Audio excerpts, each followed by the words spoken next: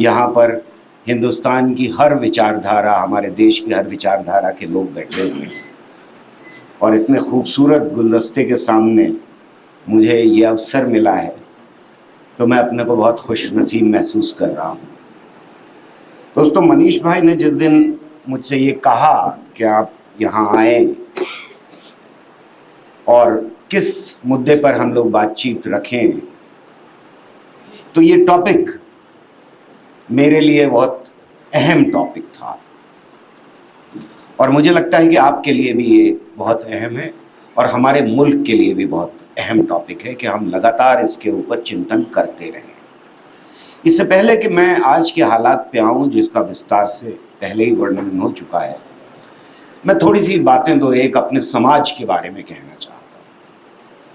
हमारी जो हिस्ट्री रही है, हमारा जो इतिहास रहा है, उसमें हमें बहुत सारी विचारधाराएं दिखाई देती हैं, बहुत सारे दर्शन दिखाई देते हैं।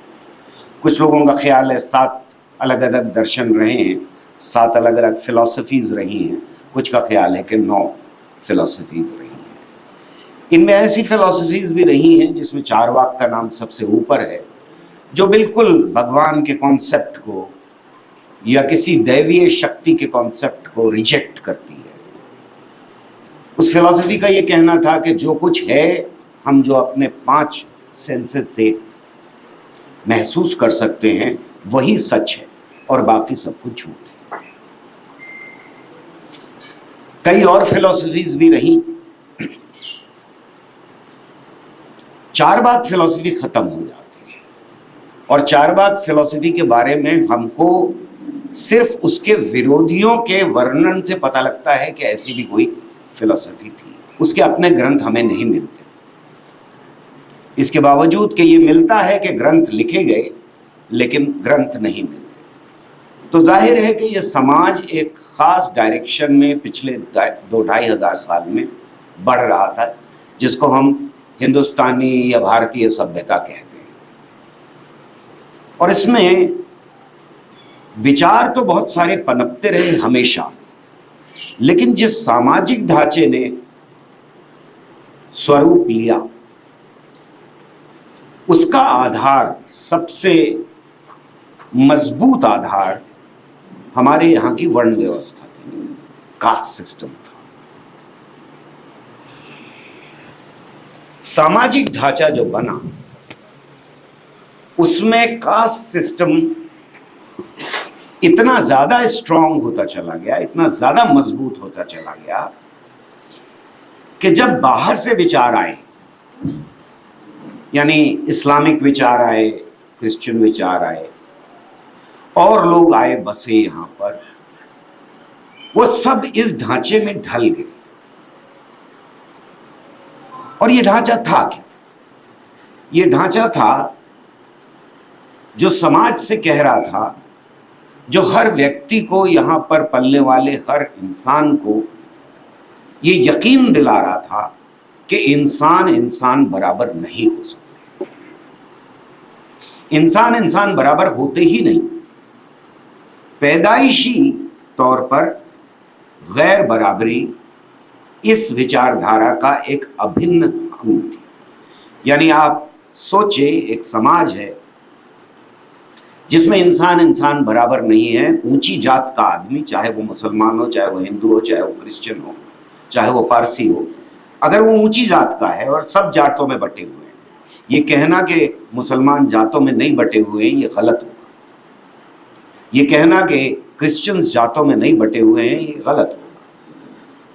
उस ढांचे का शिकार लोग ये यकीन रखते हैं और उन्हें बचपन से बताया जाता है कि सैयद और जुलाहा बराबर नहीं हो सकते, ब्राह्मण और दलित बराबर नहीं हो सकते, क्योंकि वो ऊंची जात में पैदा हुए हैं, ये नीची जात में पैदा हुए हैं। तो पैदाइश से ही एक प्रमाण पत्र आपको इस समाज में थमा दिया।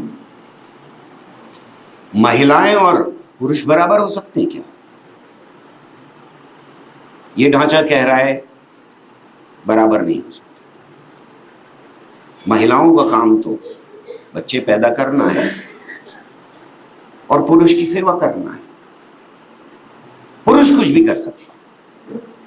तो महिला इस समाज में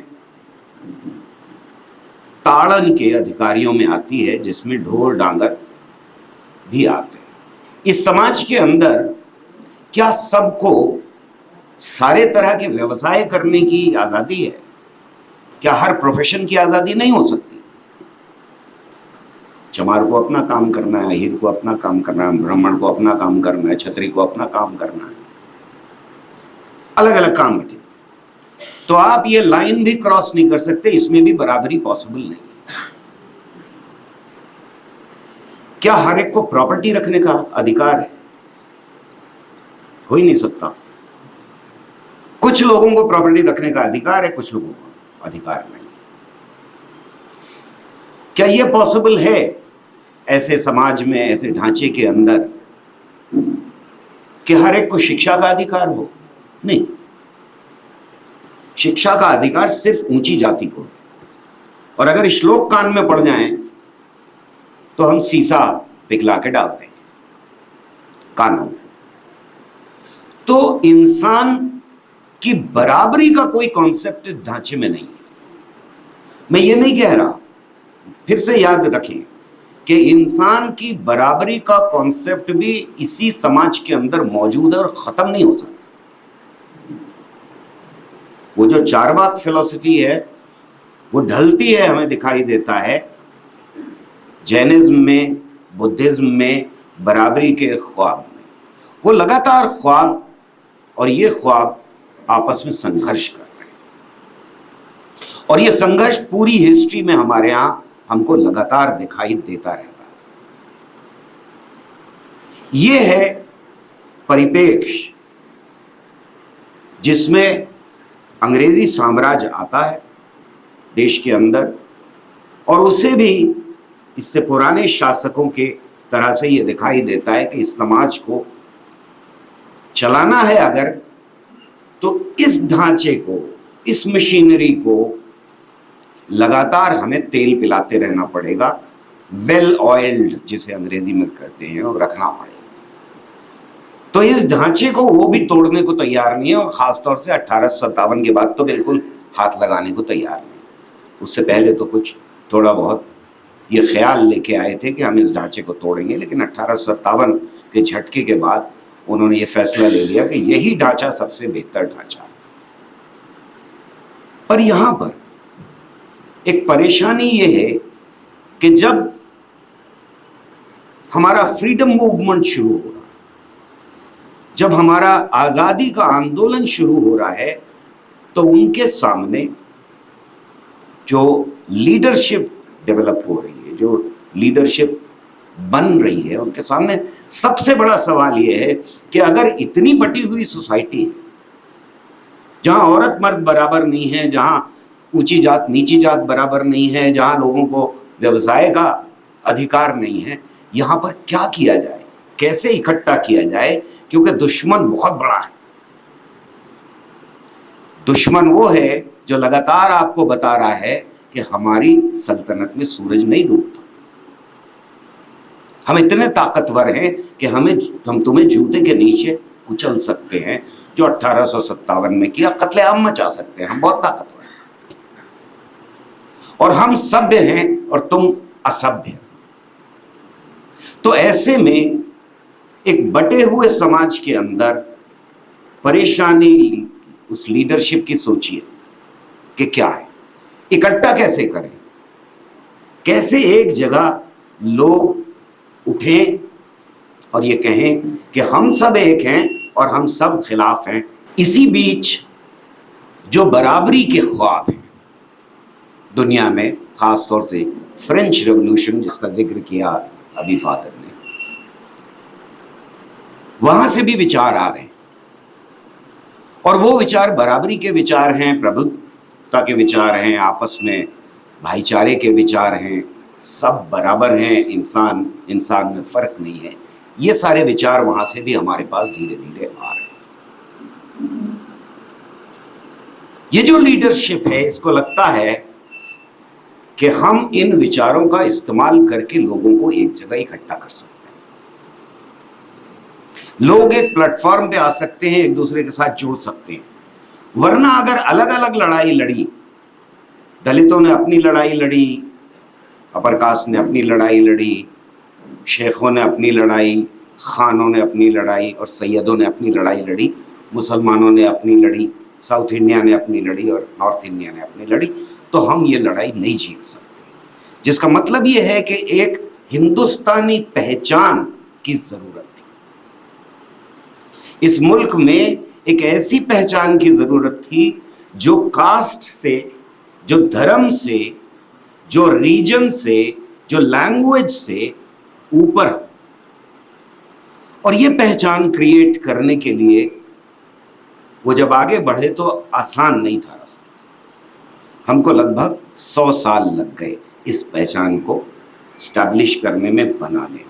इस पहचान के एलिमेंट्स क्या थे, इसमें क्या सामग्री डाली गई, ये जो मूर्ति गढ़ी गई, इसके लिए क्या क्या दरकार था। इसके लिए इंसानों की बराबरी दरकार थी, औरत मर्द की बराबरी की जरूरत थी।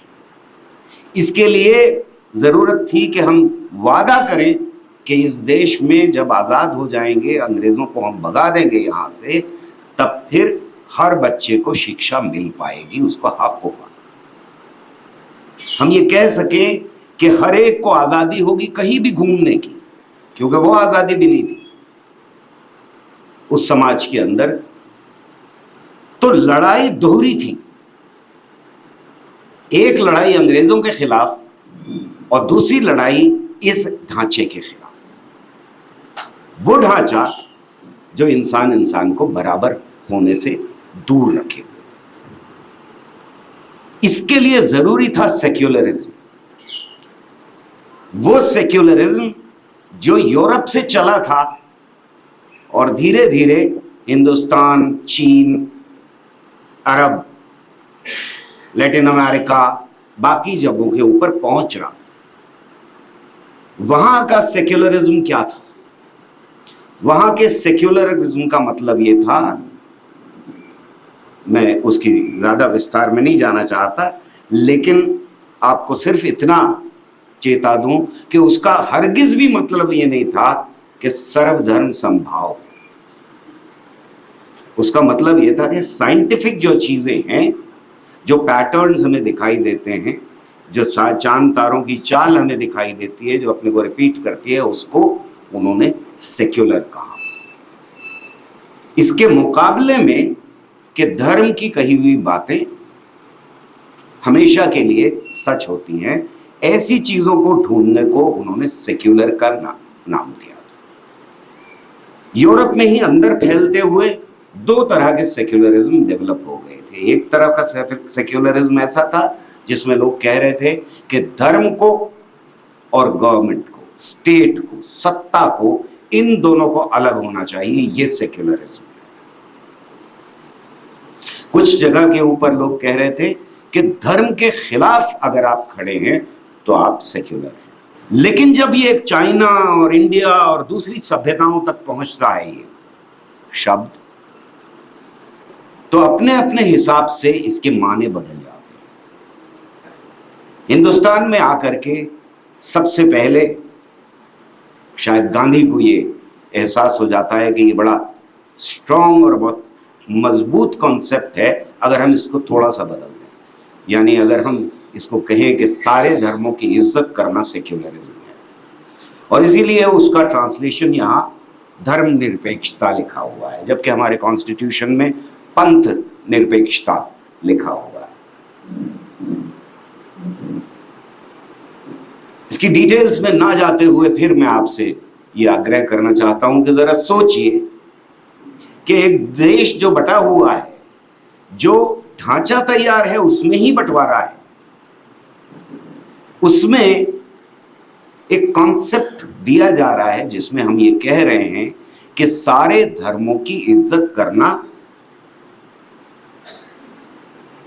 सेक्युलरिज्म, और साथ ही ये कह रहे हैं कि स्टेट का यानी सत्ता का कोई धर्म नहीं होगा। वो किसी धर्म के पक्ष में नहीं खड़ी होगी। ये जो 100 साल का पीरियड है जहां गांधी को अनटचेबिलिटी के खिलाफ खड़ा होना पड़ रहा है, ये अंदर की लड़ाइयां हैं। जैसा मैंने कहा कि एक तरफ लड़ाई हमारी इंपीरियलिज्म के खिलाफ है कि अंग्रेजों के दमन को खत्म करने के लिए हम आवाज उठा रहे हैं, वहीं जो समाज के अंदर ढांचा है उसके खिलाफ भी ये लड़ाई उतनी ही तीव्र लड़ाई थी। अब जब आजाद होता है देश, तब परेशानी खड़ी हो जाती है, क्योंकि अब एक तरह की लड़ाई सेटल हो गई। जो अंग्रेजों के खिलाफ लड़ाई थी उसका फैसला हो गया। हमने कहा कि अब देश आजाद हो गया है और इसके लिए एक कॉन्स्टिट्यूशन चाहिए। ढांचा अभी तक नहीं बदला है। और यह अद्भुत बात है कि ऐसे देश में जहां हर दिमाग बटा हुआ है, और मैं बहुत कॉन्फिडेंस के साथ कह सकता हूं कि यहां बैठे हुए हम में से भी हमारे दिमागों के अंदर बंटवारे मौजूद हैं। हम एक्टिविस्ट हो सकते हैं, लेकिन अलग अलग तरह के बंटवारों से आज तक हमारे एक्टिविस्ट भी बाहर नहीं निकल पाए हैं। कुछ बंटवारों में यकीन रखते हैं, कुछ बंटवारों से बाहर आते हैं। ये द्वंद्व हमारे अंदर भी है। ये ऐसा नहीं है कि कहीं बाहर किसी जगह के ऊपर चल रहा हो। ये झगड़ा, ये लड़ाई, ये युद्ध कहीं और नहीं चल रहा कि किसी और बस्ती में चल रहा हो कि साहब वहां तो गरीब लोग रहते हैं या दलित लोग रहते हैं, वहां पर ये टकराव है, या किसी और जगह के ऊपर जहां अपर कास्ट के लोग रहते हैं वहां ये टकराव नहीं। हमारे अंदर दिमागों के ये टकराव मौजूद है और हम भी किसी नतीजे पर पूरी तरह से नहीं पहुंच पाए। और ऐसे देश के अंदर कमाल की बात यह है कि एक कॉन्स्टिट्यूशन पास किया जाता है जिसमें ये सारी वैल्यूज मौजूद है। यानी इंसान की बराबरी हमें यूं ही मिल जाती है। उसके लिए हमें कोई कॉन्स्टिट्यूशन के लिए झगड़ा नहीं करना पड़ा, बहसें हुई, लेकिन यूरोप में वोट के लिए लोगों को कुर्बानी देनी पड़ी, अपनी जानें कुर्बानी। औरत मर्द की बराबरी के लिए जानें देनी पड़ी। ब्लैक और वाइट को वोट का अधिकार हो दोनों को, इसके लिए जान देनी पड़ी। हमारे यहाँ नहीं देनी पड़ी। हमारे यहाँ अद्भुत बात यह है कि ये कॉन्स्टिट्यूशन आ गया। और मैं ये बात बहुत बार दोहरा चुका हूं कि मेरे सामने ये बहुत बड़ा सवाल खड़ा हो जाता है कि क्या वो 600 लोग या 500 लोग या 400 लोग, मुझे नंबर नहीं याद रहता वो वाला, जिन्होंने कॉन्स्टिट्यूशन पे सन 50 में 26 जनवरी के पास किया था, साइन किए थे, क्या वो इन वैल्यूज में यकीन रखते थे? मेरा जवाब यह है कि नहीं, ज्यादातर नहीं रखते थे। 2-4 जरूर होंगे जिसमें नेहरू का नाम सबसे बड़ा नाम, पर जिन लोगों ने साइन किया उनमें से ज्यादातर तो बाबा साहब अंबेडकर के हाथ का पानी भी नहीं पीते। अगर उसी दिन साइन करने के साथ साथ बाबा साहब अंबेडकर खड़े हो जाते वहां और हर एक को ग्लास में पानी देते जाते, तो आधे से ज्यादा लोग मना कर देते। तब फिर ये कैसे साइन कर दिया उन्होंने? क्यों साइन कर दिया? ये मेरे सामने बहुत अहम सवाल था और मेरे पास इसका सिर्फ एक ही जवाब है कि उनकी सोच ये थी कि भाई परनाला वही बहेगा। ये नेहरू, अंबेडकर, आजाद, ये कम्युनिस्ट, ये सारे जो बेकार की बातें करते रहते हैं, इनसे लिखना विखना अच्छा आता है, ये बहुत पढ़े लिखे लोग हैं, इनको ज्ञान बहुत है, तो ये एक अच्छा कॉन्स्टिट्यूशन बना सकते हैं। हमारे अंदर कैपेबिलिटी नहीं है लिखने की।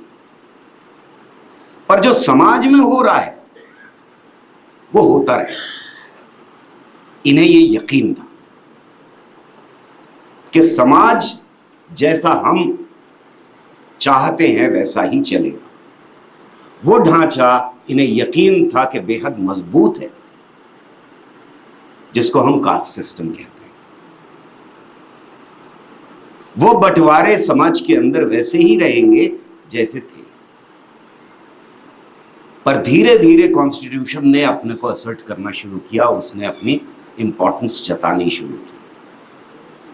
और पिछले 70 सालों में कोई महिला खड़ी हो गई कि मुझे अपने अधिकार चाहिए, कोई दलित खड़ा हो गया कि मुझे अपने अधिकार चाहिए, किसी मुसलमान ने कहा कि मुझे अपने अधिकार चाहिए, किसी क्रिश्चियन ने कहा मुझे अपने अधिकार चाहिए, वगैरह वगैरह।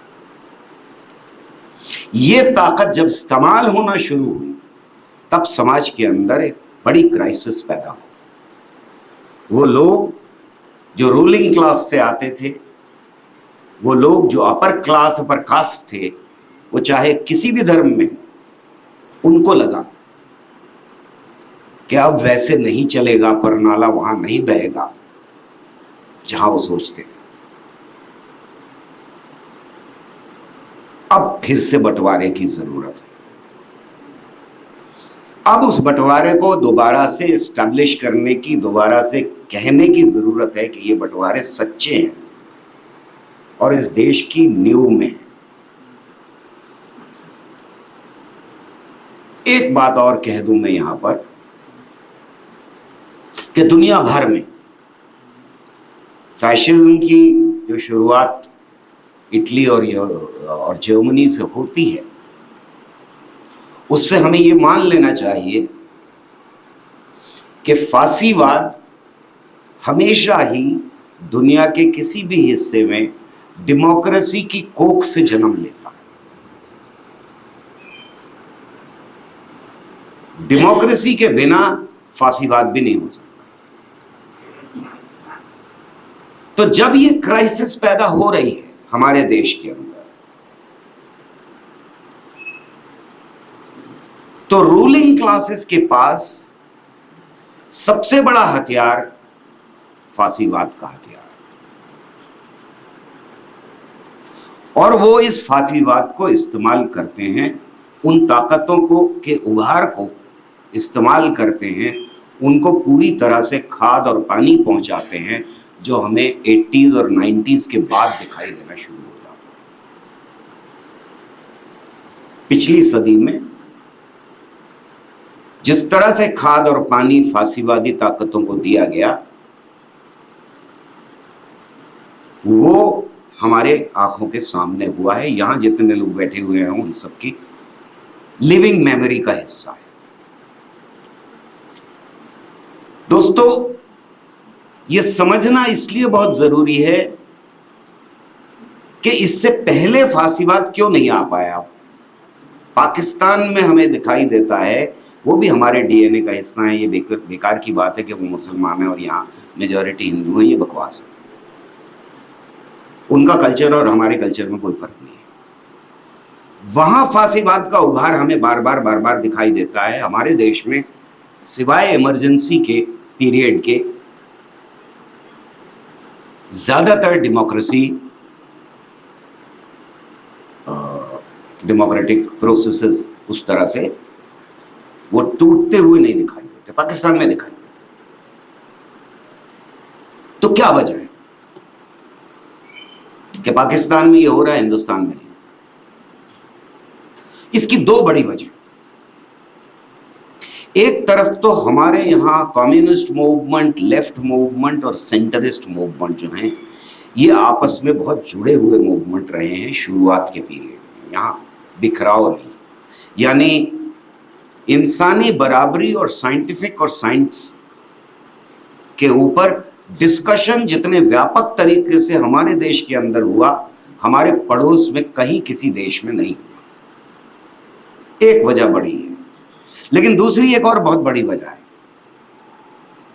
कि फासीवादी ताकतों से हिंदू महासभा और आरएसएस, जो दोनों को रिप्रेजेंट कर रही थी, उनसे एक बड़ी गलती हो गई। और वो बहुत बड़ी गलती थी गांधी का कत्ल। शायद अगर वो गांधी को कत्ल ना करते,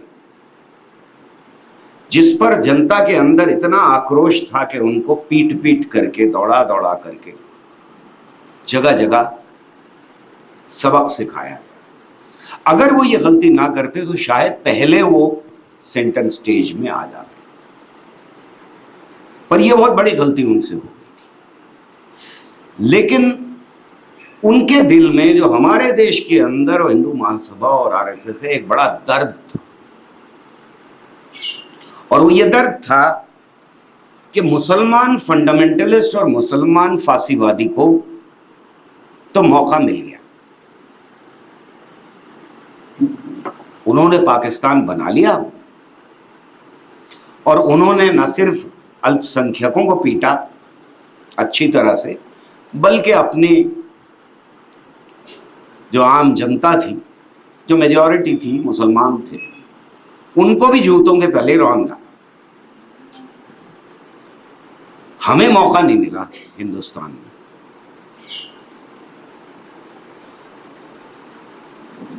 तो वो इस कोशिश में लगातार मसरूफ थे कि किसी तरह से सत्ता हासिल हो, और इस दर्द को लिए हुए वो लगातार मेहनत कर रहे थे कि हमें भी अपने देश में वही सब कुछ करना है जो पाकिस्तान या अफगानिस्तान में होता रहा है, या इजराइल में होता रहा है, या लैटिन अमेरिका में होता रहा है, और इसके लिए वो मेहनत कर रहे थे। इसमें कोई मुझे शक नहीं है कहने में, और आर नहीं है, और हम सब ये अपने अपने तरीके से कहते ही रहते हैं अपने ड्राइंग रूम में कि वो ज़्यादा मेहनत करते हैं, बाकी लोगों ने कम मेहनत की। यहाँ पर ये समझना ज़रूरी है, जो बात मैं आज दिन में भी कुछ दोस्तों के साथ कह रहा था, कि फासीवाद एक विचारधारा और फासीवाद एक ढांचा, इन दोनों में हमको फर्क समझने की जरूरत है। यानी हर डेमोक्रेटिक लोकतांत्रिक समाज के अंदर फासीवादी विचारधारा जरूर मौजूद रहती है, ज्यादातर वो हाशिए पर होती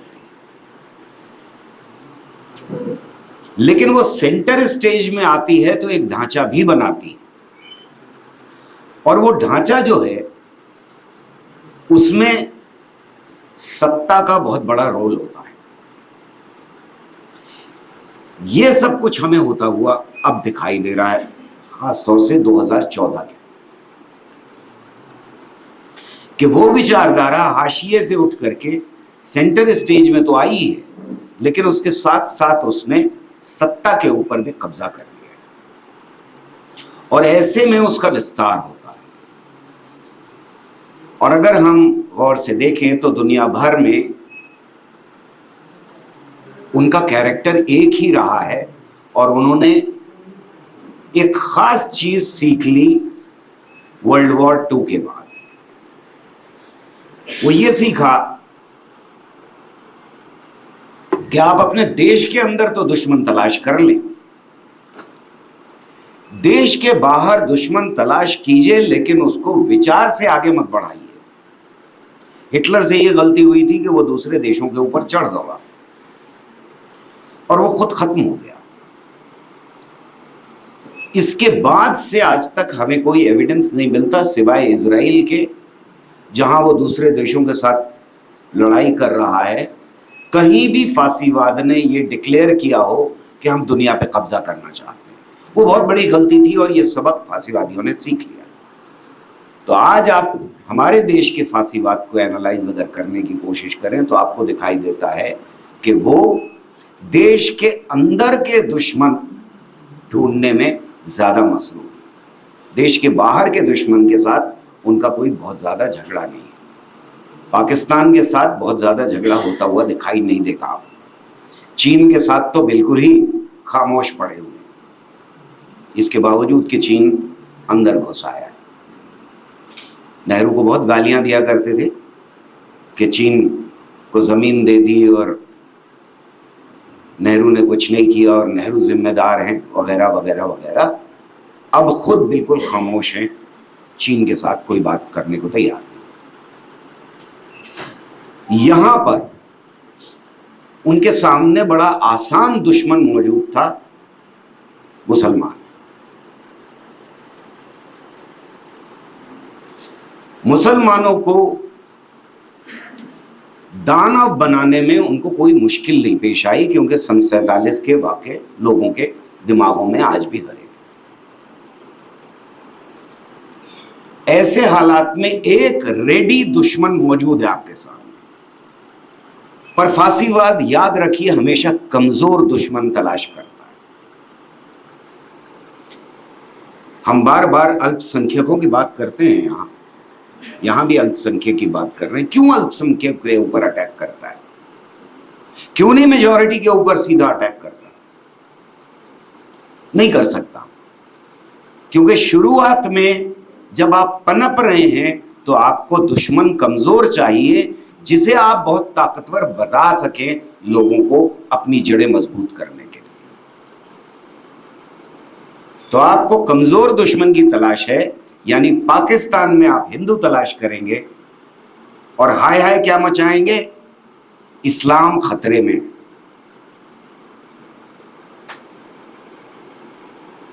इस्लाम खतरे में किसकी वजह से? हिंदुओं की वजह से। हिंदू कितने परसेंट हैं? 3 या 4%। समझ में आने वाली बात है क्या? पर यही लॉजिक होती है फासीवाद की। हिंदुस्तान में हिंदुइज्म खतरे में है। क्यों खतरे में है? कल 2 लड़कों की आपस में, 2 घरों की लड़ाई हुई है। एक घर से गुंडे उठे, दूसरे घर में चले गए, वहां 2 लोगों का गला काट दिया। ये एक बड़ा नेशनल दानव है। इसकी डिमांड नहीं हो रही है कि भाई पकड़ो, बंद करो, फांसी दो अगर होता। बात ये हो रही है कि मुसलमान ऐसे ही हिंदुओं को कत्ल करते रहेंगे इस देश के अंदर तब तक जब तक इनको सबक नहीं सिखाया जाएगा, यानी सारे मुसलमान। ऐसे में फासीवाद अल्पसंख्यकों को ढूंढता जरूर है, लेकिन एक दुश्मन पे नहीं रुकता। अगर हम देखें तो पाकिस्तान के अंदर क्या हुआ, बहुत जल्दी उन्होंने, क्योंकि हिंदू बहुत कम थे, स्कोर सेटल कर लिया। फिर उसके बाद कौन दुश्मन था? कादियानी। पता नहीं आप में से कुछ लोगों ने नाम सुन रखा है या नहीं। ये समुदाय मुसलमान अपने को कहता है और मुसलमानों के कुछ गुट उसको मुसलमान मानने को तैयार नहीं, पर उससे भी काम नहीं चला। तो फिर कौन था? महाजिर, जो मुसलमान यहां से वहां माइग्रेट करके गए थे, उससे भी काम नहीं चला। तो फिर शिया। रोज आज भी शियाओं की मस्जिदों में बम फटते हुए दिखाई देते हैं। मंदिर इतने नहीं गिराए गए होंगे जितने के शियाओं की मस्जिदों में बम फटे और लोगों को कत्ल किया गया, पर उससे भी काम नहीं चला। तो अब बरेलवी। तो अगर आपको इंटरनल एनिमी तलाश करना है तब फिर लगातार नए दुश्मन ढूंढते रहना पड़ेगा, और वो हमें हिंदुस्तान में होते हुए दिखाई दे रहा है, क्योंकि खाली मुसलमानों से काम नहीं चल रहा। मुसलमानों का तो समझ लीजिए कि ये बड़ा केक है, इसमें तो जब चाहो एक स्लाइस काटो और लोगों को परोस दो। इसके तो कितने भी टुकड़े अवेलेबल हैं। लेकिन जैसे ही किसानों का मूवमेंट शुरू हुआ, सबसे पहला इल्जाम क्या लगाया गया?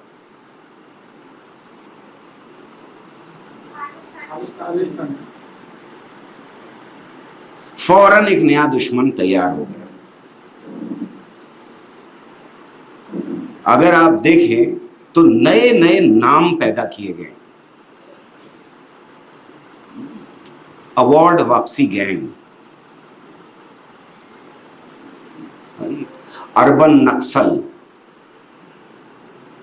अब ये मुसलमानों की फिगर में, मुसलमानों की जो मूर्ति गढ़ी जा रही है भयानक सी, उसके अंदर फिट नहीं हो रहे कुछ लोग। यहां बैठे हुए ज्यादातर लोग फिट नहीं होंगे। तो जरूरत इस बात की पड़ेगी कि कल को शायद आपको नाम दे दिया जाए बनारसी गैंग। पॉसिबल है, क्योंकि उसमें फिट नहीं हो रहा, इलॉजिकल है वो पूरा का पूरा ढांचा जो आपको परोसा जा रहा है, समाज को परोसा जा रहा है, इसलिए उसमें करेक्शन की लगातार जरूरत पड़ती रहती है। ये अटैक जारी रहेंगे और ये सोच जिसकी मैं बात कर रहा था कि ढांचा अलग है और सोच अलग है, ये जब एक दूसरे के बिल्कुल करीब आ जाते हैं तो पूरी की पूरी सत्ता का बहुत बेशर्मी के साथ इस्तेमाल किया जाता है, जो हमें आज होता हुआ अपनी आंखों के सामने दिखाई दे रहा है। यानी कास्ट सिस्टम को इंटैक्ट रखना वो भी जरूरी है इनके लिए, और कास्ट सिस्टम के डिवीजन को इस्तेमाल करना भी जरूरी है, धर्म के डिवीजन को इस्तेमाल करना जरूरी है, और लगातार एक्सपेरिमेंट्स करने की जरूरत है। गुजरात का एक्सपेरिमेंट अलग था, जो यूपी में एक्सपेरिमेंट हो रहा है वो अलग है। लेकिन इनमें सबसे ज्यादा भयानक एक्सपेरिमेंट है नॉर्थ ईस्ट का। अगर आप देखें तो गुजरात के एक्सपेरिमेंट या उससे सारे पहले एक्सपेरिमेंट और आज का यूपी में जो एक्सपेरिमेंट चल रहा है, उसमें आम नागरिक के हाथ में हथियार नहीं है। यानी एक तरफ से नरसंहार है, अटैक है, जिसमें स्टेट का सत्ता का इस्तेमाल किया जा रहा है। हथियार किसके पास है? या तो बहुसंख्यक के पास है, जैसा हमें हरियाणा में दिखाई दिया, मानो माने सर वाला किस्सा अगर आप देखें, और या फिर पुलिस के हाथ में, आर्म्ड फोर्सेस के हाथ में। लेकिन मणिपुर में क्या हो रहा है? मणिपुर में दोनों तरफ से अवाम के हाथ में हथियार दे दिए गए, जिसका मतलब यह है कि मणिपुर इस वक्त कार्यशाला है। बड़ा इनको कार्यशाला वर्ड से मोहब्बत है, यहां कार्यशाला वहां कार्यशाला। वो कार्यशाला इस वक्त गृह युद्ध की कार्यशाला है, वहां ये एक्सपेरिमेंट किया जा रहा है। और इसलिए वहां पर जो क्रिश्चियंस के ऊपर मेजर अटैक है, जो तोड़े गए हैं क्रिश्चियंस की चर्चेस, उनका जिक्र नहीं करना, मीडिया कहीं उसका जिक्र नहीं कर रहा, क्योंकि वहां का एक्सपेरिमेंट ही अलग है। वहां का एक्सपेरिमेंट खाली वोट लेने के लिए नहीं है, वहां का एक्सपेरिमेंट दो समुदायों के बीच में नफरत पैदा करने का नहीं है, नफरत का इस्तेमाल करके गृह युद्ध का एक्सपेरिमेंट। और इसलिए वहां पर मीडिया हो या स्टेट हो, वो उसको चलते देना चाहती है। अगर लंबे अरसे तक गृह युद्ध हुआ तो क्या हाल होगा इस देश का। दोस्तों, फांसीवाद बहुत सारी ऐसी चीजें करता है जिससे उसके कैरेक्टर को वो कहां तक पहुंच गया है और किस हद तक उसने ढांचे के ऊपर कब्जा कर लिया है, पहचाना जा सकता है।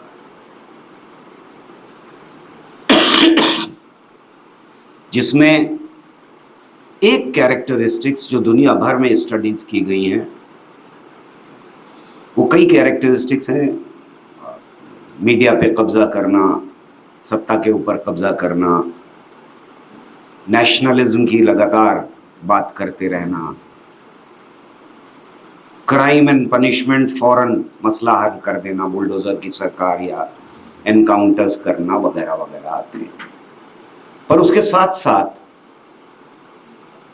एक बड़ी कैरेक्टरिस्टिक्स ये होती है कि वो लोकतांत्रिक इलेक्शन बर्दाश्त नहीं कर सकते, क्योंकि उसमें हारने का खतरा हमेशा मौजूद रहता है। ये जो इलेक्शन आने जा रहा है, ये बहुत इंपॉर्टेंट इलेक्शन है। इसमें न सिर्फ ये कि हमें पॉलिटिकल पार्टीज के ऊपर भरोसा करके घर पे नहीं बैठना चाहिए। ये इलेक्शन कहीं ज्यादा इंपॉर्टेंट है हमारे और आगे आने वाली नस्लों के भविष्य के लिए। और इसकी ये वजह है कि फासीवाद एक एक कदम आगे बढ़ा करके झूठे इलेक्शंस करवाने की तरफ पूरे देश को ले जाएगा। अभी रूस में इलेक्शन हुआ है, पुतिन फिर से जीत गए हैं।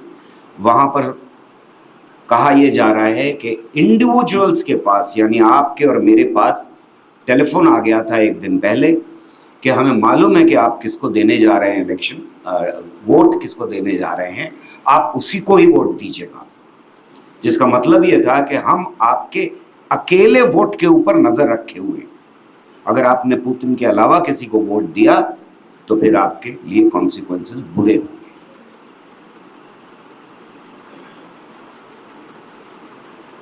ये इलेक्शन आपके लिए शायद आखिरी इलेक्शन हो जाए। अगर आप और मैं इसका इंतजार करेंगे कि कांग्रेस पार्टी लड़ेगी, बहुत सारे दोस्त कहते रहते वो तो सड़कों पे ही नहीं उतरते, हम क्या करें, कुछ नहीं करती कांग्रेस पार्टी, मुलायम सिंह की पार्टी कुछ नहीं करती, आंदोलन ही नहीं करते, लोगों के पास ही नहीं जाते, हम क्या करेंगे। आप और मैं उनके ऊपर नहीं छोड़ सकते इस देश को। खतरा बहुत बड़ा है। सवाल सिर्फ अल्पसंख्यकों का नहीं है। अल्पसंख्यक फैशिज्म के लिए एक सीढ़ी होते हैं, जैसे मैंने कहा, सत्ता तक पहुंचने और दमन करने की। उनका असल टारगेट हमेशा और हमेशा ही बहुसंख्यक होता है। जितने लोग जर्मनी में मारे गए उसमें अगर नंबर्स की बात की जाए तो ज्यूज की तादाद नमक के बराबर है। जितने पाकिस्तान में हिंदू मारे गए उनको अगर कंपेयर किया जाए मुसलमानों से तो मुसलमान कहीं ज्यादा मारे गए। कश्मीर के अंदर मरने वाला 80% मुसलमान है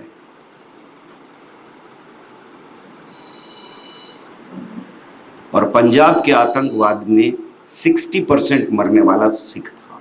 याद रखिए, उनका टारगेट हमेशा और हमेशा बहुसंख्यक होता है, क्योंकि बहुसंख्यकों के दमन के बिना फासीवाद एस्टैब्लिश नहीं किया जा सकता।